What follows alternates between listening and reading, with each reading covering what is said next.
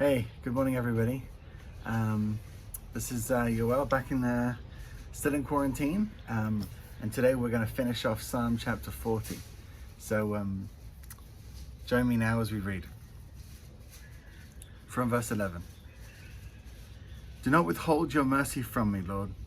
May your love and faithfulness always protect me. For troubles without number surround me. My sins have overtaken me, and I cannot see. They are more than the hairs of my head, and my heart fails within me. Be pleased to save me, Lord. Come quickly, Lord, to help me. May all who want to take my life be put to shame and confusion. May all who desire my ruin be turned back in disgrace. May those who say to me, "Aha, aha," be appalled at their own shame. But may all who seek you rejoice and be glad in you. May those who love your saving help always say, "The Lord is great." But as for me, I am poor and needy. May the Lord think of me. You are my help and my deliverer. You are my God. Do not delay. And as we can see here, David, from suffering, and we talked about patience and waiting in the first part of the psalm. Then we talked about how his heart was transformed at God saving him, and he turned that duty into pleasure. Here again we see he's back in trouble.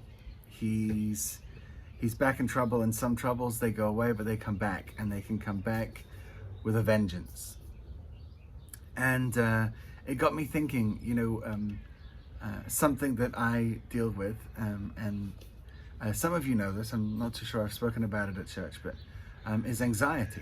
Anxiety is it's a condition, it's a feeling, it's a sense of and this sort of sense of panic or fear comes out of nowhere. And many people have it. It's not something very weird, but in these days, of quarantine, I have to manage that. I have to recognize that that's a thing.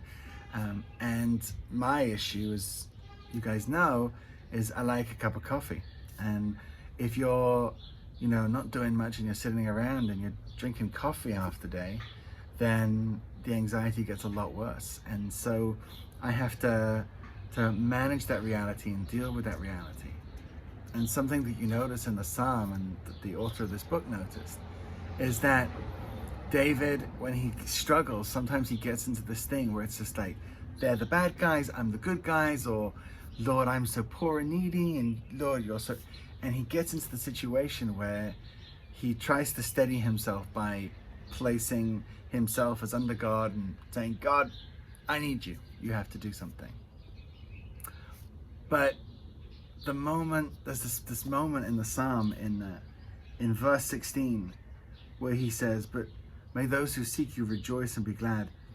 May those who love your saving help always say, 'Lord, be great.'" And he noticed that, when we say, "Lord, be exalted, Lord, be great, Lord, be glorified," we're doing more than just recognizing who he is, but we're actually saying, "God, you're the best." And in that moment, we're releasing everything that's happening and saying, "God, you know what's going on, and your grace is going to hold me through this. Your grace is sufficient." And so, it takes us to 2 Corinthians. It takes us to all those moments when disciples of Jesus turned to him and not only knew what Jesus had done, and not only recognized that he had given his life for them, but they came to him and they realized that whatever was going on, no matter what they were dealing with, that he was Lord and it was going to be fine. So today, as I obviously make efforts to control my coffee content, and the amount that I'm going to be drinking, but also I know that no matter what, it's going to be God that is going to be getting the glory, and that's what's important. Not me, not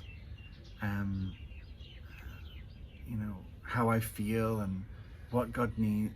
He knows what I need, and that's part of glorifying Him. He knows what I need. So yeah, I hope that is an encouraging thought. Stay in touch with each other and with me. It's always encouraging to hear from you guys, and we'll talk soon. And I'll be working away at this week's sermon, which I'll send you all, Lord willing, on Friday. God bless you guys.